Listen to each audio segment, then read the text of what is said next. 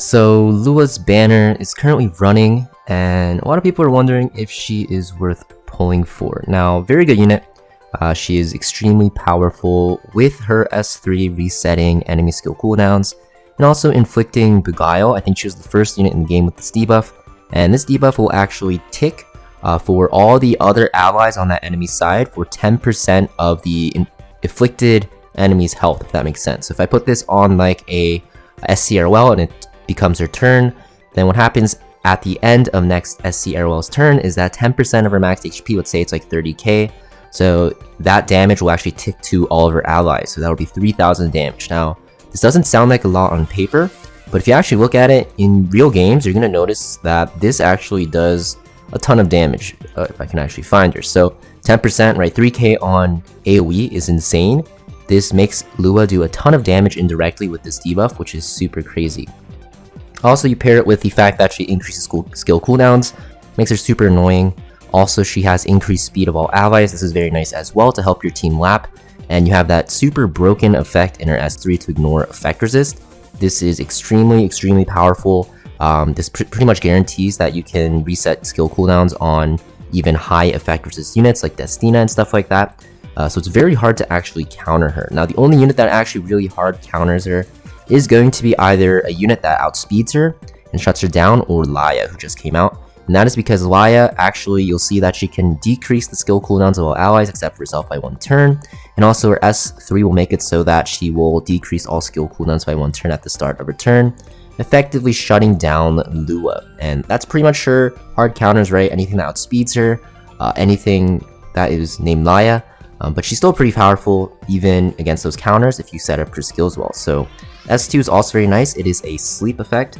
You can actually dispel 2 buffs, put an enemy to sleep, and you get an extra turn. That extra turn you can actually use your S3, which is very strong. And the reason why this S2 is great is because you can actually S2 openers with this and sleep them against like Conquer Lace and stuff like that if you're speed contesting. And it's really nice because if you S2, you'll shut down Conquer Lace's dual attack from your S1. And also, in the chance that you actually get your S3 resisted, you can actually sleep the enemy as well. Just be careful using this against units that counter extra turns like Moon Bunny Dominion, and you'll be good to go. Also, I forgot to mention, Green Celine's pretty good against her as well, I guess. Anything that counters non-attack skills can be good, except for Politis, but even Green Celine can get shut down if you land this S2 sleep on her, so keep that in mind. Next, we have her S1, probably one of the most broken S1s in the game, 50% chance defense break for 2 turns. This lands, you are in such a good spot. Your DPS damage dealers can just clean up and just do a ton of damage, which makes her super strong from a kit standpoint. So I think she's a very good unit, always has been very good. She's extremely powerful for PvP. You can use her on defense teams, although you don't see her that much anymore because Green Laya is just so good now and her banner just ran. But mostly for RTA, you can pick her, first picker. You can pick her, later into the draft. And if you're running into problems against Green Laya, what you can actually do is pick them together. So they actually pair very well together. What you do is you pick Laya first, then you pick Lua later, and they synergize very well because Laya can reset the skills or at least decrease the skill cooldowns of Lua, and your S3 is already on a 4-turn cooldown, and you have speed buff, so you actually cycle very fast while being very fast. So you can actually, consistently sleep the enemy and also reset their skill cooldowns, which is super annoying, so they pair very well. Now for her build, don't look at my build. My build is literally terrible on her right now because I don't really play RTA at the current, state of the game. I don't really find it fun. But you can see this necklace, like attack flat main is terrible on Lua especially. But for her stats, all you really need is speed.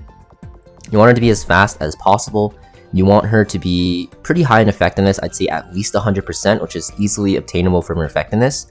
And then everything else into bulk. So you kind of want to switch out this attack flat neck for health percent, and it's very good.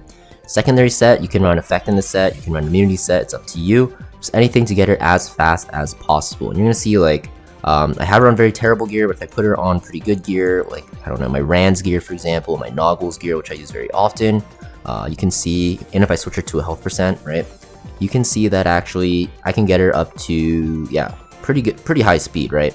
307 speed Lua, not too shabby, with 140% effectiveness. So this is like the super late game. The one I'm showing you right now, it's kind of like a super budget Lua build, and you can still use her effectively, and she's still extremely powerful.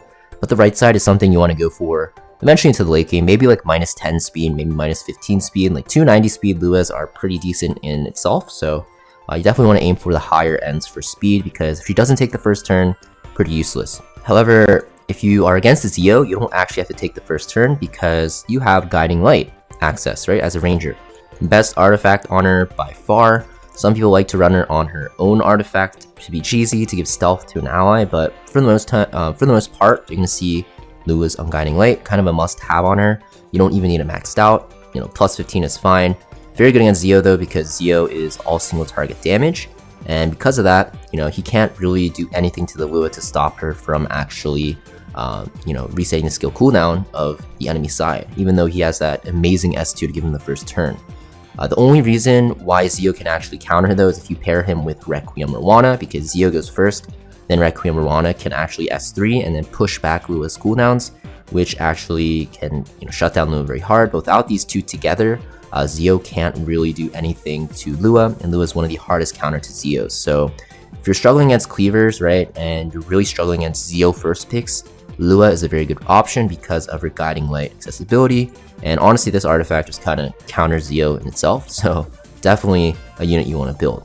PvE, not much usage at all, if any. I don't think I ever see her anywhere actually in PvE, but in PvP, still a powerhouse.